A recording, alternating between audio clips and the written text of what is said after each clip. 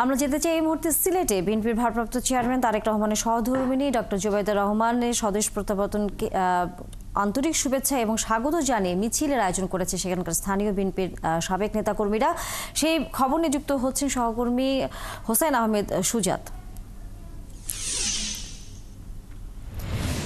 সুজাত, ডক্টর জুবাইদা রহমানের দেশে আসা নিয়ে যে আয়োজন, এবং আমরা সংবাদে বলছিলাম যে এরই মধ্যে সিলেটেও তার একটি প্রস্তুতি চলছে, জানাবেন সেখানকার সর্বশেষ খবর।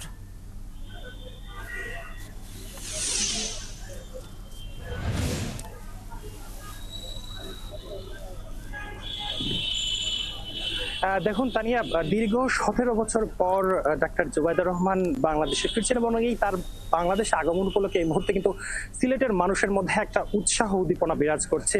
সব শ্রেণী পেশার মানুষের মধ্যে একটা উৎসাহ উদ্দীপনা বিরাজ করছে এবং এই মুহূর্তে সিলেট কেন্দ্রীয় শহীদ মিনারে সিলেট বিএনপির যারা সাবেক ছাত্র নেতারা ছিলেন, কেন্দ্রীয় ছাত্র দলের যারা ছাত্র দলের নেতৃত্ব দিয়েছেন, তারা কিন্তু সেখানে জমায়েত হয়েছেন এবং এই কেন্দ্রীয় শহীদ মিনারকে জুবাইদা রহমানের আগমন উপলক্ষে স্বাগত জানিয়ে একটি মিছিল বের করবে।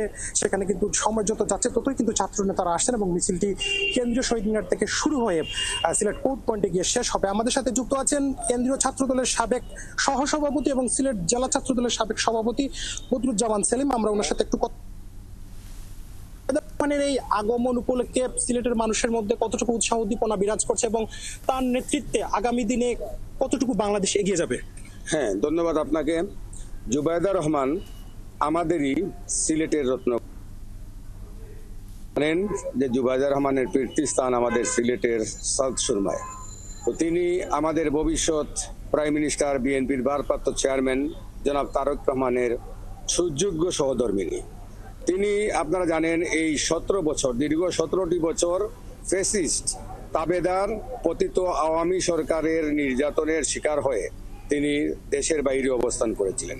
কিন্তু জুবাইদা রহমান এমন একজন ব্যক্তিত্ব যে তার প্রজ্ঞা, তার মেধার বলে যুক্তরাজ্যের মতো জায়গায় লন্ডনের যেটা গভর্নমেন্ট স্বীকৃত সার্জারি, সেটাতে তিনি জিপি মানে সেখানকার জিপি জেনারেল প্র্যাকটিশনারের দায়িত্ব পালন করেছেন।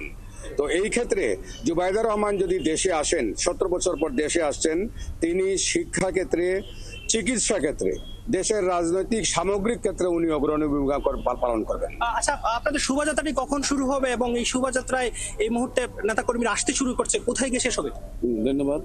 আমরা ইতিমধ্যেই আমাদের দেশনেত্রী আপসীর নেত্রী, যিনি বারবার কারা নির্যাতিত ফ্যাসিস্ট শেখ হাসিনার উশানলে দীর্ঘ সময় কারাবরণ করেছিলেন, আমরা সেই নেত্রীর সাথে, যে নেত্রী এই দেশ ছেড়ে পালিয়ে যান নাই, আমরা তার আগমনকে স্বাগত জানিয়ে আমাদের বদরুজ্জামান সেলিম ভাই সাবেক ছাত্র নেতৃবৃন্দকে নিয়ে শহীদ মিনারে আমরা অল্প কিছুক্ষণের মধ্যেই আমরা শহীদ মিনার থেকে কোর্ট পয়েন্ট।